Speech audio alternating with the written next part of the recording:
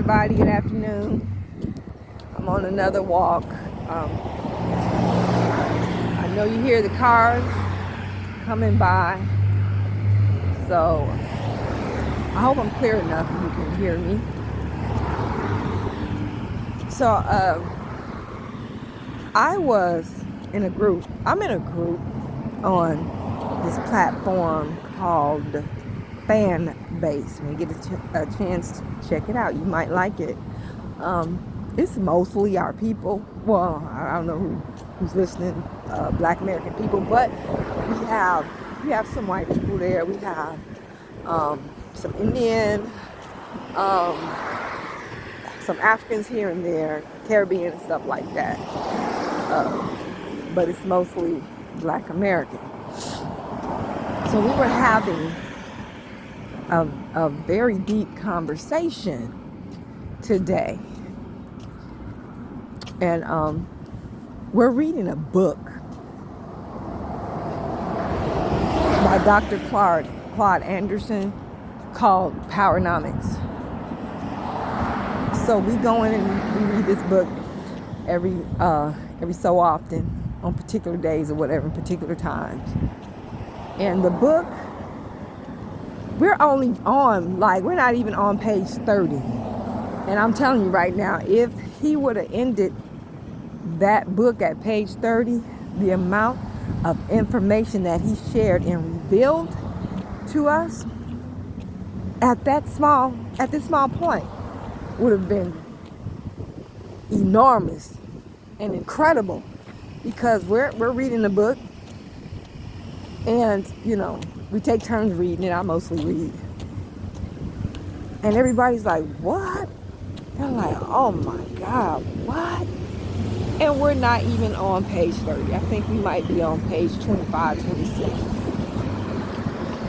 Very, very important book to read. It is a must book for Black people, for American lineage Black people. To read that book is imperative. If I were you, I would pick it up ASAP. I doubt if it's still in stores. You might have to get it from Amazon. That's where I got my book. Read it. Encourage your spouse to read it. Encourage your adolescent children, or even, younger if they like to read. That read is a must. That book is a must read. It's a blueprint that we need to know and need to learn how to follow. And mind you, we're just on page 25, 24, 25. Awesome. He could have left it there and it would have still been kind of mind-blowing, had us begging for more. So the book goes into the 200s. We're nowhere near finished. We only read it when we come together like once a week. We try to get a few pages down, but that's cool, because a lot of people who may not have the book, or maybe they haven't seen a reason to get it, are now coming to listen in, and they will, I'm sure, at some point in time, purchase the book.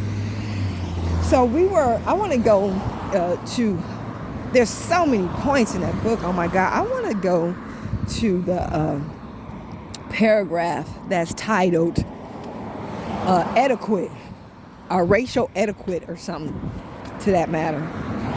So when I saw that title, I thought that it was going to talk about personal character, personal, attitude, the way we interact with people and ourselves and stuff like that. It wasn't about that at all. It had to do with the fact that, particularly in the so-called Bible Belt in the South, when we had to take on certain ways of acting, certain ways of body movements, and certain ways of thinking, period, in the South, to appease these white folk down there who were abusing our people. They did it back then to survive. For an example, don't look white people in the eyes and stuff like that. So they passed that on to us because They had to. They had to live by that.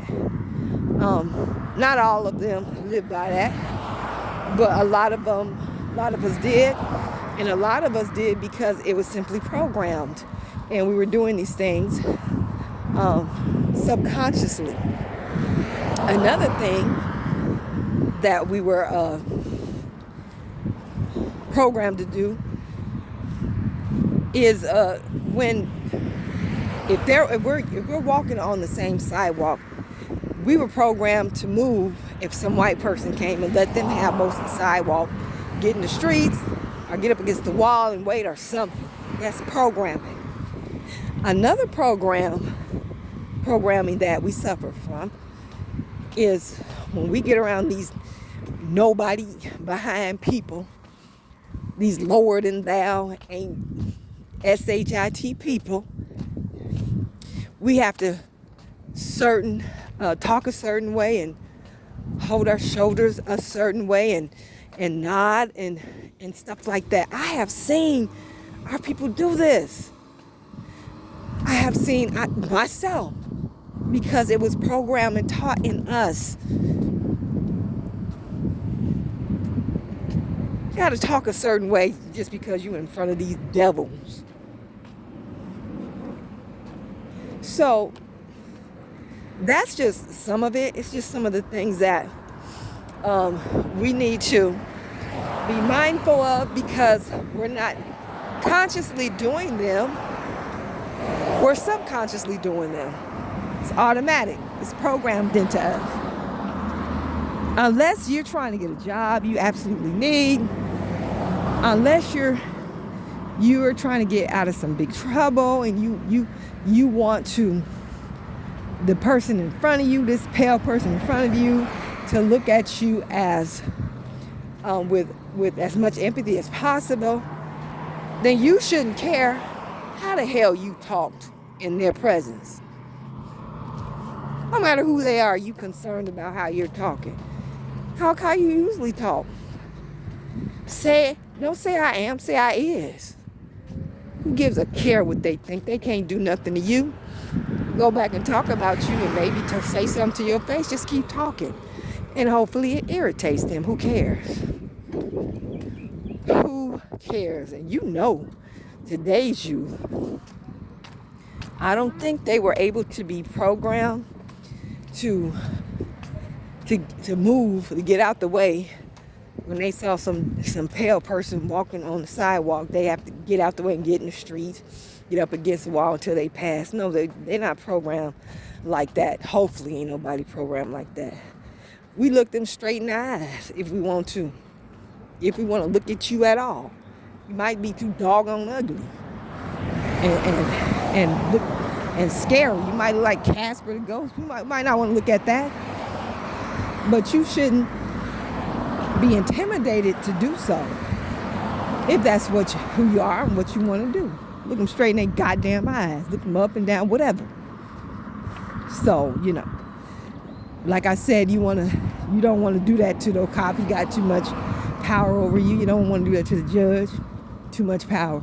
I'm just saying, you have to know when to fight your battle, put your cards down, and just be humble and do what you have to do.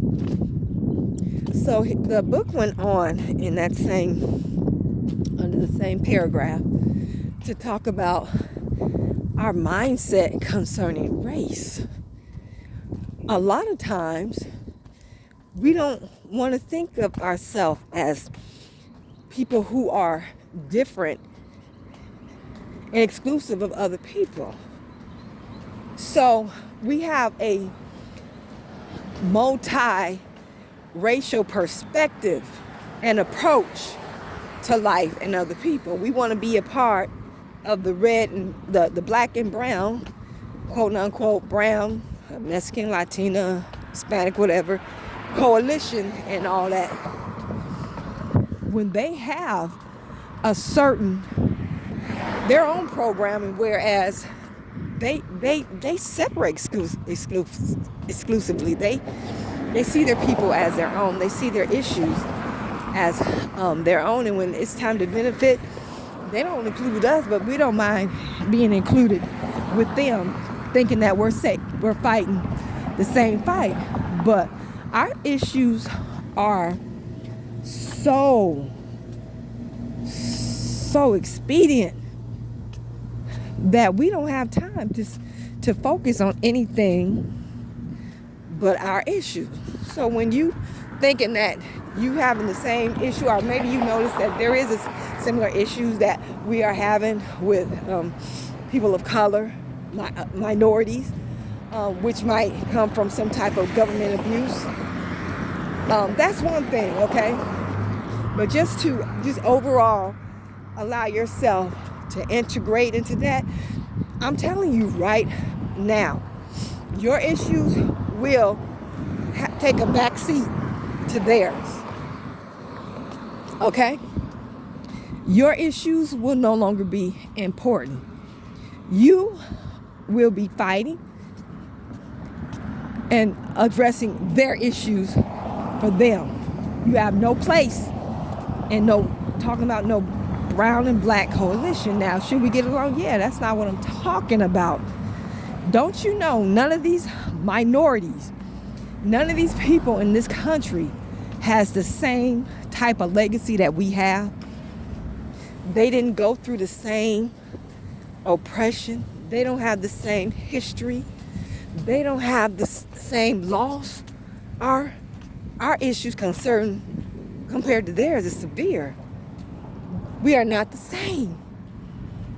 Nothing similar about our issues at all. But you've been programmed to be a multicultural person. It does not exist among other races of people. That's just your doggone programming. Somebody called that retardation. And you know what? In a way it is. Now let me go a little further. There was another issue with us that was being addressed.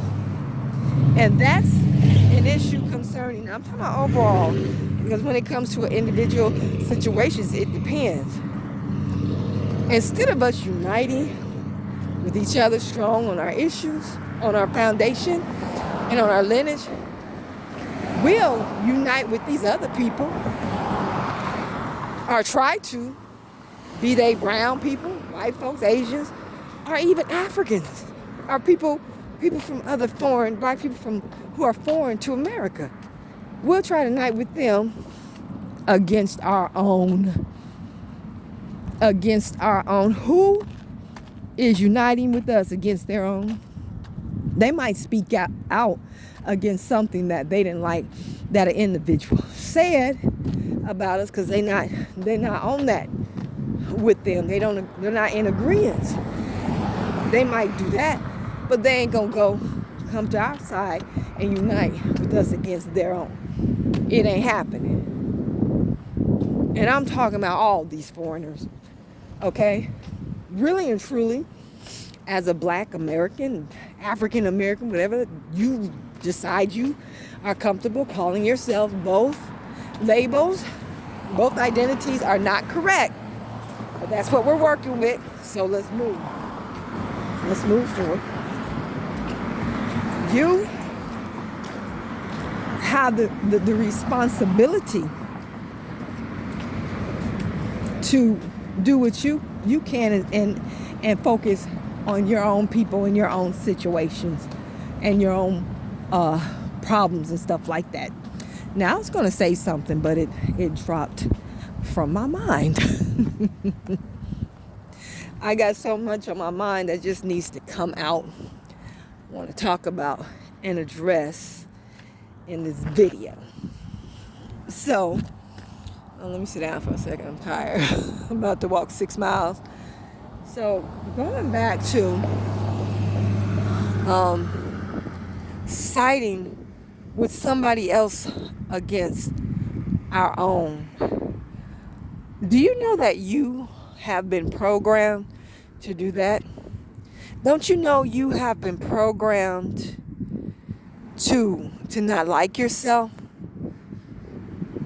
You have been programmed to see yourself in people who look like you and come from your same lineage in the same light that others have been programmed to see us as.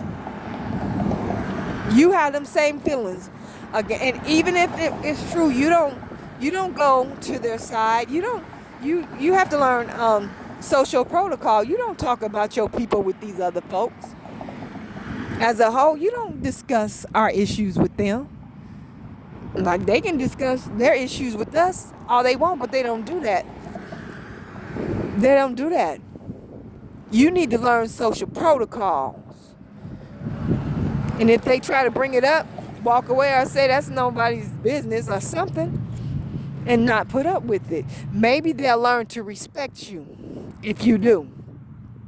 But you programmed to do things that you do every day and it's normal to you, and you don't know it's a programming. It's a program against yourself and people who look like you. We cannot build, I'm going to say rebuild, with this type of thinking, subconscious thinking and program. We got to break it.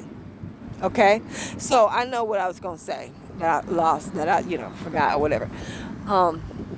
As a Black American, we are really the only people in America that can be considered true Americans. Okay, why is she saying that? Why are you saying that, Dragon Pad? What are you talking about? Everybody in America knows where they came from. Not just the continent, they know the country. Everybody but us have no idea. You say we came from Africa. Where? Africa is a continent, ain't no country. Africa got 54 countries? In each of those countries, they have multiple tribes, hundreds of different languages. Where in Africa did you come from? You can't say that the Native Americans were here first. That's what people say, whatever. But they know, and they say, this is what they say now, whether they want to take it back or not. They act like they do. They say they came from Siberia. That's Russia. So everybody knows where they came from but us. How is it that we don't know anything about the specific country of origin that we came from? Please don't talk about those DNA tests, because if you test your dog, if you test your cat or your lizard, you're going to get African results or some type of a human result from them. So if that's what they're doing with pets, then what do you think that means for you?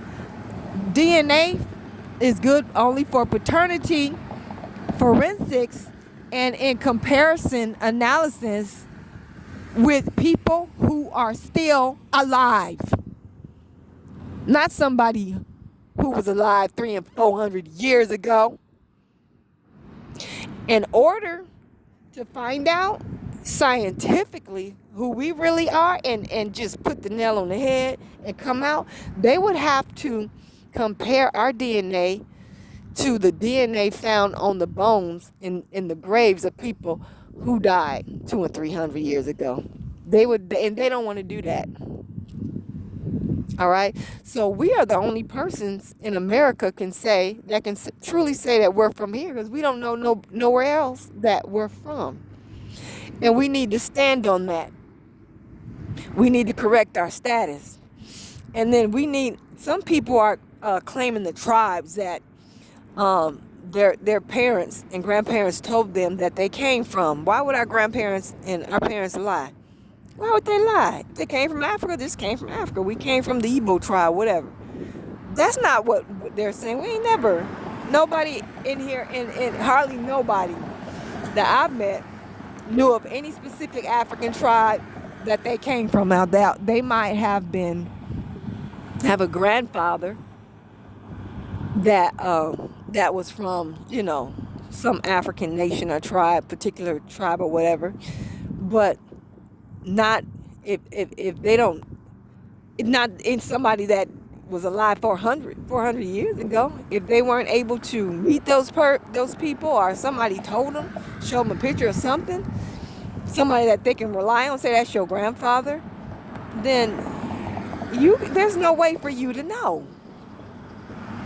So really and truly, we are more American and more blood tied to this land than anybody else, because we can't pinpoint nowhere else that we came from. Now, I know some people came from the West Indies, in the islands to the Americas back then, particularly the Haitians and stuff like that. But then again, you're talking about the people who know where they came from, but they mixed into our population, and we've been mixing with each other to this day. That's a whole nother story. But I don't have no Caribbean or West Indian or African that I can name in my lineage. And my mom's lineage is, my mom's maternal side, we were able to go back to 1798 with our lineage, paperwork. And our people weren't slaves on somebody's plantation. They were landowners. They had careers, most likely livestock and farming. They were married. They had children. I got the paperwork. I got the census. We were here. They didn't say nothing about we used to be slaves. Oh, we were slaves then and now we got land. And they didn't say nothing about that. We are true Americans in every sense of the word. So all I'm asking, particularly our people, that to check yourself and your actions and make sure that these things that I have told you about that are subconscious, that you're doing without knowing that you're doing it or trying to do it, make sure that you catch that so you can reprogram yourself. We need to be reprogrammed. We can't even unite with each other like we should. And we used to be able to do it, but every time we take a step forward, we're being snatched backward. Now they're very high tech in how they're dealing with us. So I just want to let our people know that we can break this programming, but you gotta realize it, that what you've been doing, that the program exists. You gotta realize and admit that it exists, and then you can go ahead and reprogram it and change that for the better of yourself and our people. Thanks for listening. Please like and share this video. Subscribe to the channel. Have a good day, a good Sunday.